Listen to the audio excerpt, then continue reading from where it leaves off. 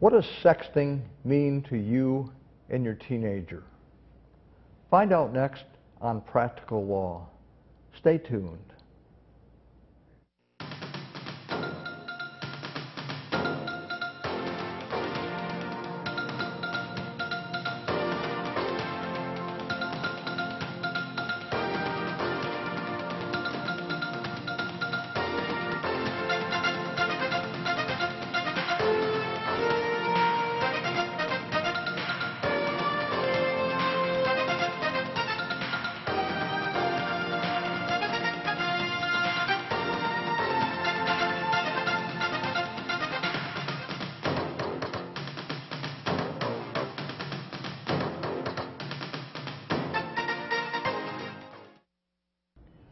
Welcome to Practical Law. I'm your host, family law attorney Henry Garnbine. I'm also pleased to state that we are currently being co-sponsored by the Oakland County Bar Association.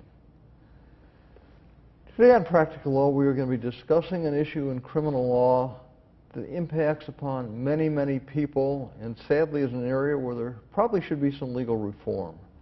Without further ado, I would like to welcome as my guest Cheryl Carpenter, who is an attorney specializing in criminal defense. Cheryl, welcome to Practical Law. Thank you. Why don't you first of all tell our viewers about your background and how you became a specialist in criminal defense? Well, I went to undergrad at Michigan State University, and I got my law degree from Wayne State University, and started my career as a public defender in St. Louis, Missouri. And from then on, I have fallen in love with criminal defense, and that's all I practice. Currently, I'm an adjunct prof at Cooley Law School teaching trial skills, and I'm also on faculty at the Jerry Spence Trial Lawyers College. What do you do at the Jerry Spence Trial Lawyers College? What I do there is I just got back last week from the Death Penalty College, and we bring either criminal defense attorneys or civil plaintiffs lawyers to Jerry's Ranch in Wyoming, and we teach them how to try a case. That's quite an honor. Then you've got to be very effective in front of a jury. I hope so. You and I are going to be discussing an issue that I've had involved in some cases but know very little about, and that is sexting. Why don't you tell our viewers exactly what we mean when you're talking about sexting?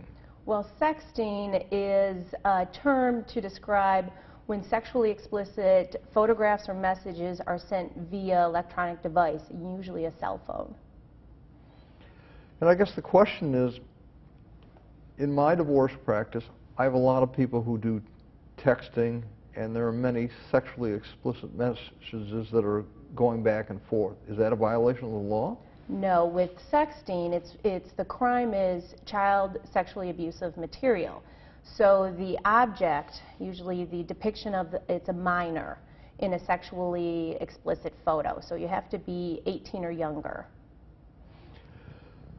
Okay, a minor is 18 or younger. Correct. But isn't it true that the age of consent as far as a sexual relationship isn't it 16? That's correct. Yet it's a crime for someone who's 17 or 16 or 18 to sext? It is. It is. So they can legally have sexual intercourse, but it's illegal for the 17-year-old to take a picture of themselves naked and send it to somebody else. Why is this law on the books? Any idea? I do not understand why we are targeting teenagers who are sending pictures of themselves to other teenagers. I can understand we need to protect the minors who are being coerced or forced by an adult to do this activity. And I can also understand if somebody takes, a teenager takes a naked picture of themselves, if somebody is using that in a malicious way, spreading it all over the internet, putting it on Facebook, MySpace. I can see that being a crime, but from one teenager to another sending a naked picture, I don't understand why that is a crime. Well, there have been incidents here in Michigan. I think, wasn't there one in the Pinckney School District? Correct. Tell us what happened. In that case, I don't know all of the details, but there were some teenagers sending pictures of themselves to other teenagers. And what usually happens in the sexting cases is once it gets spread, it just goes rampant through the school. And the teachers find out, the parents find out, and then the prosecutors initiated an investigation in that case. What happened? Do you know? Nobody got criminally charged. So that was something that probably was a wise decision. But what if the same thing were happening here in Oakland County? What do you think would happen? In Oakland County, I know they are charging teenagers if they catch them doing any type of sexting. They will charge both it's usually the female teenager who takes a picture of themselves naked and sends it to a boy. And the Oakland County Prosecutor's Office is charging both the girl and the boy and anybody else who possesses that image with a crime. So let's say you have a teenage daughter who's 16 or 17, which is a very precocious age, and in my practice I often tell people that my custody cases involving teenagers are you take custody, no, you take custody, no one wants them because they don't listen, and you know, they think they're immortal and they don't think. That's part of the thing.